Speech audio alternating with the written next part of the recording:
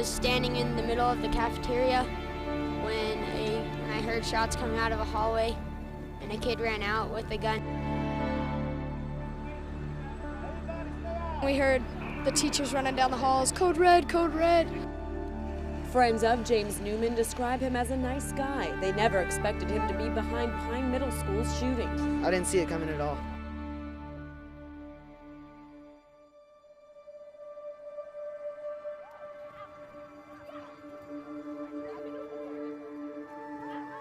I mean, I wake up in the morning, I look forward to going to work.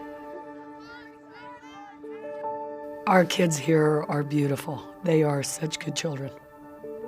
You know, they're middle school age kids with all the issues kids have, but they've got beautiful hearts. The way I teach is very involved. Good. Wait. Hey, that was perfect. That was perfect. I'm very loud. Nice hit. I'm very demanding. Rotate. Rotate. Miss Fagan was infamous around Pine. She was the track teacher and the gym teacher. I remember we'd be running the mile and she'd run up behind you and say, "Let's go, let's go." Faster. Come on, Mendoza. I have very high expectations. All the way, all the way. Good. The kids and their improvement, their finding out about their own self-worth. That for me is why I teach.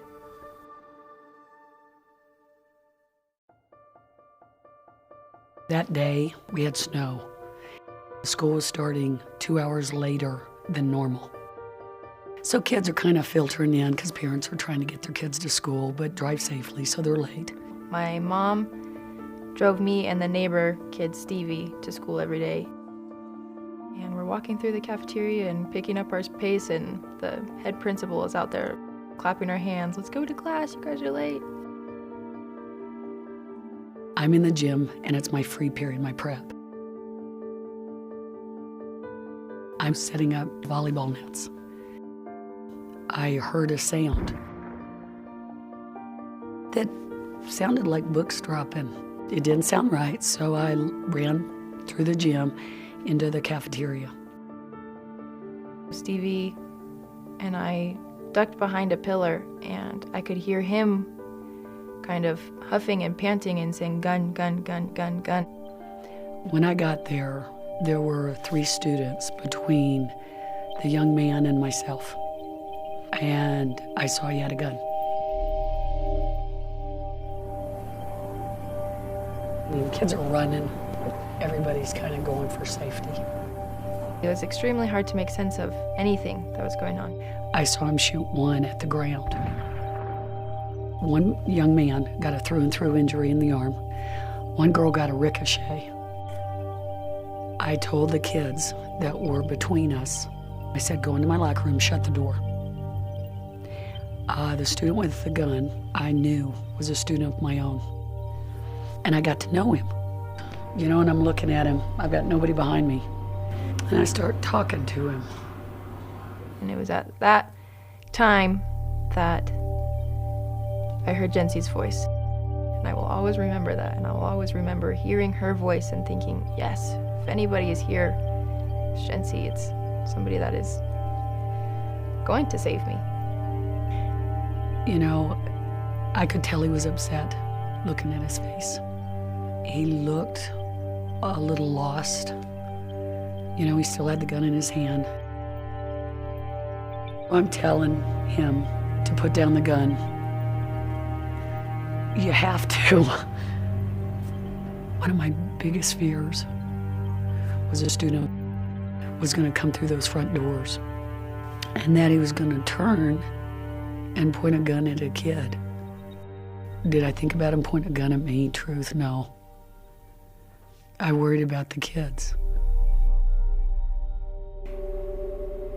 You know, eventually he throws it over on this side, and I go to him. And I hug him. When I went to hug him, it just seemed natural. I don't know why I did it. You know, I'm a teacher, I'm a mom, I'm a human being. Anybody that goes to that point, what they must be feeling must be horrific. I mean, she wasn't threatening him. She was showing him love. She was showing him affection. And for a student to be that violent to other students and Jencie still show them love, and that's amazing. I did ask him if he had another gun or another weapon. You know, he's like, no. And I said, okay. And I said, you know, I'm here. I'm not going anywhere. You know, I look over there and one of the school police ladies come in. And she's got, I don't know guns, but she's got something really big with a really long clip. And I just think about how it's good that he threw the gun. In my head, anybody'd do it. Because these are children.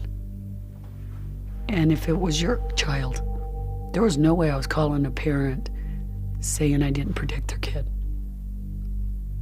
She's tough, but she has that essence of mother hen, and her wings are big enough to spread over this entire school. And the courage that it took for her to step out of those gym doors and literally have someone lay down a weapon for her just by her words, she's truly amazing.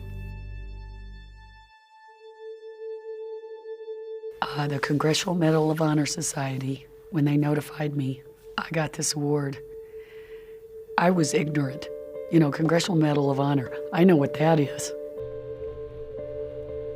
I had never been to Arlington. When I arrived, you know, everybody knew who I was, you know, and I felt like a deer in headlights. I was worried about what I was wearing, because, you know, I wear shorts and tennis shoes. I was the first female, as well as the first recipient. They announced my name. You know, and you're looking at these men.